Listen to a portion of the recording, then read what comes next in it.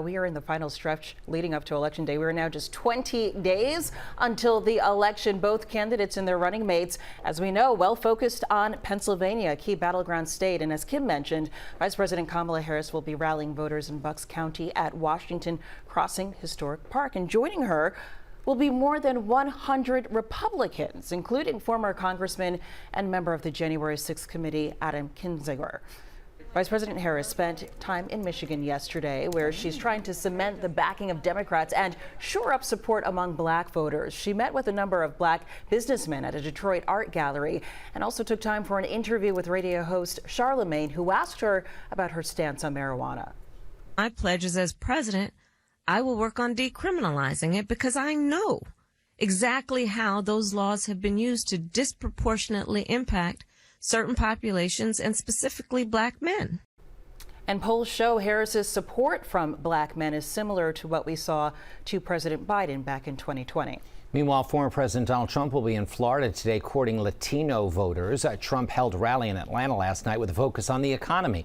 Earlier, during an interview in Chicago, Trump did not directly say whether he would commit to a peaceful transition of power.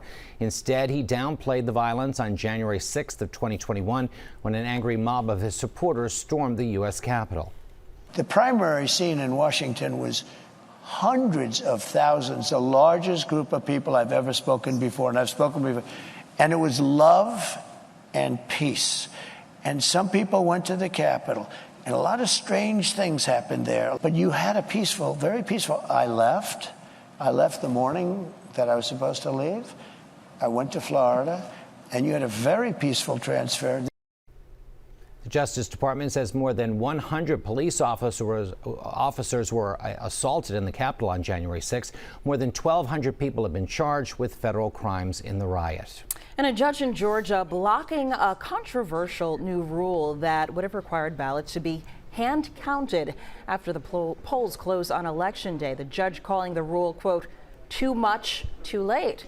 The ruling coming the same day that more than 300,000 Georgia residents voted early and in person, shattering one-day records.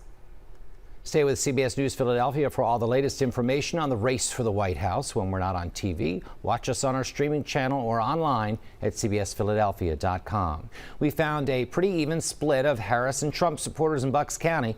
We also spoke to some voters who remain on the fence. Crystal Perez says she's voting for Vice President Kamala Harris because of reproductive rights. Brian McGarry says he's been sold on former President Trump for quite some time. See the older women that came out to support it, that went through it years ago. It's awesome because they had to fight for that right, and now they're fighting for it again for us. The border issue, the inflation, the financials, it's too tough for people to live. Here are some voting stats in Bucks County as of August 30th. The county had about 200,000 registered Republicans, 199,000 registered Democrats. 83,000 voters are listed with no party or a different party. Well, another race we are closely watching is for U.S. Senate in Pennsylvania. Democratic incumbent Senator Bob Casey and Republican challenger Dave McCormick facing off in their second and final debate last night here in Philly. And this race could decide whether Democrats hold on to a slim majority in the Senate. Casey and McCormick sharply disagreed on the issue of abortion and the overturning of Roe v. Wade. I believe that it's so polarizing that courts shouldn't decide, judges shouldn't decide, people should decide.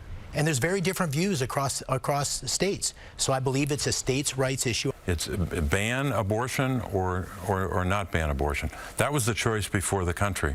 And I voted at that moment to restore those rights through the Women's Health Protection Act. Senator Casey was one of the most pro-life senators in the Senate. And he has now moved his position, flip-flopped his position. I think most Americans believe that our daughters shouldn't have fewer rights than their mothers or their grandmothers.